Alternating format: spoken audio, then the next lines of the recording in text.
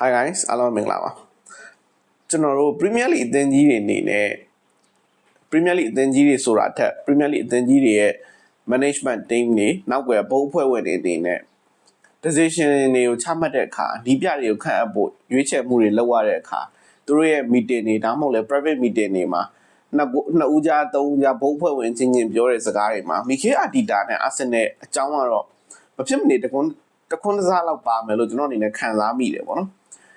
တကယ်လည်းပါလောက်တယ်ပေါ့ဘာလို့ဆိုတော့ Arsenal နဲ့အတူတူ Mikel Arteta ရဲ့အခုအသင်းတော်များသွားချင်နေကြတဲ့ဒီ project เนาะဒီ trust the process ပါညာအဲ့လိုမျိုးဒီပြတယောက်ကိုအချိန်2နှစ်3နှစ်လောက်ပေးပြီးတော့အဲ့နီးပြကလည်းအရင် hype ဖြစ်ပြီးတော့အရင်အောင်မြင်နေစရာမလိုဘူးအဲ့နီးပြကလည်း potential ရှိတဲ့နီးပြ level တစ်ခုဖြစ်ကြမယ်အသင်းကလည်း potential ရှိတဲ့ squad တစ်ခုကိုတည်ဆောက်ပြီးတော့နီးပြရဲ့အသင်းရဲ့အတူတူတိုးတက်သွားတဲ့ပုံစံမျိုးလိုချင်ကြတဲ့ football model တစ်ခုကဒီဘက်ခေတ်မှာအထူးသဖြင့် Premier League မှာ trend ဖြစ်နေတယ်လို့ကျွန်တော်အနေနဲ့ခံစားရတယ်ပေါ့နော်။ဘာလို့ဆိုအသင်းတွေကိုကြီးလိုက်မယ်ဆိုရင်ကျွန်တော်အခုChelsea ဆိုရင်လည်း Alonso ခန့်တယ် Alonso ကတော့မှန်ပါတယ် Leverkusen နဲ့ပြည်တွင်းမှတ်ပေး fly ပါယူရတယ်ဒါ Premier League အတွေ့အကြုံတော့မရှိသေးဘူးပေါ့ဗျာ။နော် Chelsea ဆိုရင်လည်း Alonso ခန့်မယ်ဒီတစ်နှစ်တာကို Chelsea ပြည်သက်တွေကိုမေးသူတို့တီးဆောက်မဲ့ကာလနော် top 4ကိုတွားဖို့အတွက်တီးဆောက်မဲ့ကာလလို့ပြောကြမဲ့လူတွေများမယ်ပေါ့နော်။ Okay Liverpool ဆိုရင်လည်း Anislo ကိုထုတ်ပယ်လိုက်ပြီကျွန်တော်တို့နီးပြအစ်เนาะကျွန်တော်ထင်တာတော့Crystal Palace နီးပြရောက်လာဖို့များတယ်เนาะအဲ့တော့နည်းနည်းသွားချင်တဲ့လမ်းကြောင်းတွေကိုကြည့်ရင် Arteta နဲ့ Arsenal သွားခဲ့တဲ့လမ်းကြောင်းတွေကိုသွားနေကြတာကိုတွေ့ရ Man United ဆိုလည်း Michael Carrick ကိုခန့်လိုက်တယ်ပေါ့နော်အဲ့တော့စပါးဆိုလည်းဒီဇာဘီကတော့အများကြီးပို့ပြီးတော့ experience ရှိတယ်ဒါပေမဲ့အသင်းကြီးကိုကင်တဲ့အတွေ့အကြုံတော့မရှိဘူးပြောချင်တဲ့အဓိပ္ပာယ်ကအားလုံးကတော့ဒီ project ဆိုတဲ့ line ကိုသွားနေကြတာများတယ်ဗျာလုံးဝပေါ်လုံးကဘာမှာတကယ် old school နီးပြနောက်မဟုတ်လဲ experience အရင်ကြီးပြီးတော့အသင်းကိုရောက်လာတဲ့တရားဒီတို့တပွဲတို့သူခေါ်ကျင်တဲ့အကောင်တွေစွတ်ခေါ်ပြီးတော့ဖလားယူမဲ့လမ်းကြောင်းအသင်းတွေအနေနဲ့တော်တော်မသွားကြတော့ဘူးနီးပြကျွန်တော်ခုနပြောလို့ပဲနီးပြနဲ့အတူအသင်းကပါအတူတူတိုးတက်သွားတဲ့ပုံစံမျိုးကိုလိုချင်ကြတာကိုကျွန်တော်ခန့်ရတဲ့နီးပြတွေကိုကြည့်သိတာရပေါ့နော်ဒီအသင်းတွေအားလုံးအတွက်ဒီလေ Arsenal နဲ့ Arteta ဒီသိရမလားဒီခစ်ဒီဘက်ခစ်ဘောလုံးရဲ့ model တစ်ခုဖြစ်နေလိမ့်မယ်လို့ကျွန်တော်တို့အလိုခံစားမိရပေါ့နော်အဲ့တော့ကျင်းနေရတစ်ခုကတော့ပြိုင်ပွဲပြည်သက်တွေလည်းလက်ခံမှာတစ်ခုကတော့ Arteta ကို Arsenal ပေးတဲ့အချိန်ကတော့တော်တော်များခဲ့ပါတယ်ဥပမာတခြား Man United အနေနဲ့ဒါမှမဟုတ် Chelsea အနေနဲ့ဒါမှမဟုတ် Liverpool အနေနဲ့ Arsenal Arteta ကိုစိတ်ရှည်ခဲ့တဲ့လောက်စိတ်ရှည်ချင်မှလည်းရှည်မှာဗျာကျွန်တော်အမြင်က personally တယောက်တည်းရဆိုရင် Arsenal က Arteta အတွက်မှန်တဲ့နောက်ဆုံးမှအခုကျွန်တော်အသီးပွင့်နေခံစားခဲ့ရတာမှန်ပေမဲ့စိတ်အရှိလွန်ခဲ့လို့တော့ကျွန်တော်ခံစားရတယ်ပေါ့နော်ဒါကလည်းသူ Arsenal ကိုစကန်ရတဲ့ squad ကအခုတခြားအသင်းတွေ squad ထက်တော့အများကြီးနှိမ့်ပါတယ်သိလားဒါပေမဲ့ကျွန်တော်တို့ Arteta နဲ့ Arsenal အချိန်ကြာခဲ့တာမှန်တယ်နော်ကျွန်တော်တို့လို့ Arteta ကိုဝေဖန်ခဲ့တဲ့ Arteta ကိုယုံကြည်မှုနေပြီးတော့ Arteta ကိုထွက်ခွာစေခြင်းခဲ့တဲ့ပြည်သက်တွေရှိခဲ့ရတယ်မှန်တယ်ဒါပေမဲ့ကျွန်တော်တို့တခုတတိမမေ့ရမှာတော့Arteta ဒီ Arsenal နဲ့ရှောက်ခဲ့တဲ့လမ်းတွေArteta ဒီ Arsenal နဲ့သွားခဲ့တဲ့လမ်းတွေတိုင်းဒီဘယ်တော့မှနောက်ပြန်မရောက်ခဲ့ဘူးအရှိဝယ်ရောက်ခဲ့ဘာလို့ဆိုလို့ချင်တာလဲဆိုတော့ကျွန်တော်ဘယ်ရာဒီမှာArteta ဒီ Arsenal နဲ့အဆင့်ကိုမကြခဲ့ဘူးဗျာသူပထမဆုံးကင်တဲ့ရာဒီအဆင့်8နဲ့ရာဒီသိမ်းတယ်ဒုတိယကင်တဲ့ရာဒီအဆင့်8နဲ့ရာဒီသိမ်းတယ်တတိယကင်တဲ့ရာဒီမှာအဆင့်9နဲ့ရာဒီသိမ်းတယ်ပြီးတော့ကျွန်တော်တို့ဒုတိယ3နှစ်ရတယ်ပြီးတော့ကျွန်တော်တို့နောက်နှစ်မှာအခုချန်ပီယံဆုကိုရတယ်ပေါ့နော်အဲ့တော့တစ်ဖက်ကပြန်စဉ်းစားကြည့်မယ်ဆိုရင်အသင်းပိုင်ရှင်တွေအနေနဲ့ Arteta ကိုယုံကြည်လို့ရလောက်တဲ့တိုးတက်မှုကို Arteta အနေနဲ့ယာဒီတိုင်းစဉ်းစားမပြတ်ပြနိုင်တယ်ပေါ့နော်ပြီးတော့ဒီရက်ပိုင်းဆိုရင်social media မှာတော့နည်းနည်းကြရက်ထောက်ရပါတယ်ဘာကိစ္စလဲဆိုတော့ကျွန်တော်အကြောင်းရင်းပြောလိုက်တာအားလုံးသိကြမှာပါသိရမလား Arteta ရဲ့ကစားမားတွေအပေါ်စီယုံသိမ်းသွင်းနိုင်စွမ်းပြီးတော့သူ့ရဲ့ project ပေါ်ရှင်းလင်းမြင်သွားစွာကစားမားတွေကိုချပြနိုင်စွမ်းဗျာနော်ကစားမားတယောက်ဆိုရင် Arteta နဲ့အခြေတင်ဆွေးနွေးအပြီးမှာ Arteta အတွက်ကစားပေးချင်တယ်ဗျာအဲ့လိုဖြစ်တဲ့ဟာတာရကားတွေအများကြီးရှိရဗျာ Declan Rice တို့ဘာလို့အပါအဝင်ကျွန်တော်တို့ Izzy တို့အကုန်ပေါ့ဗျာအခုနောက်ပိုင်း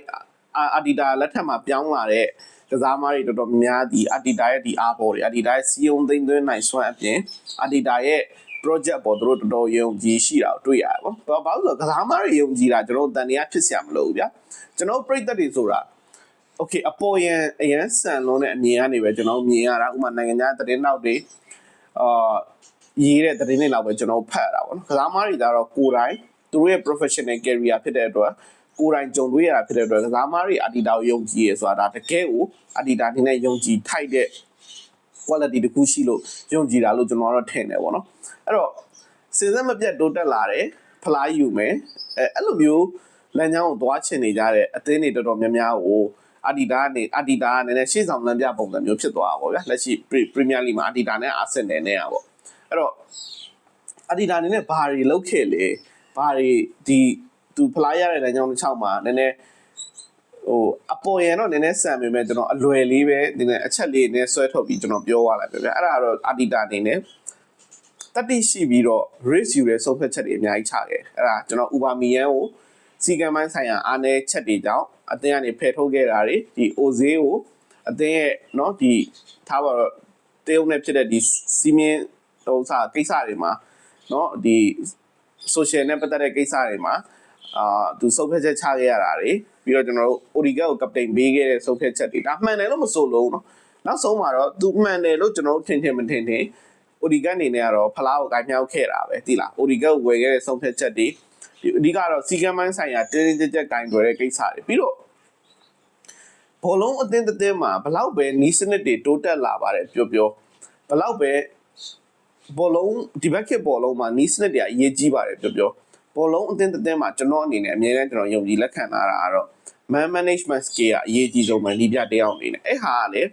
အာဆင်နယ်အသင်းရဲ့လက်ရှိအဝတ်လဲခံစီးလုံးမှုကစားမားတွေကြားမှာရှိတဲ့စိတ်ဓာတ်တွေကိုကြည့်မှဆိုရင်အာဒီတာတိဆောက်ထားရတဲ့မှာကျွန်တော်အဲ့တခုတော့မဖြစ်မနေအရန်ကို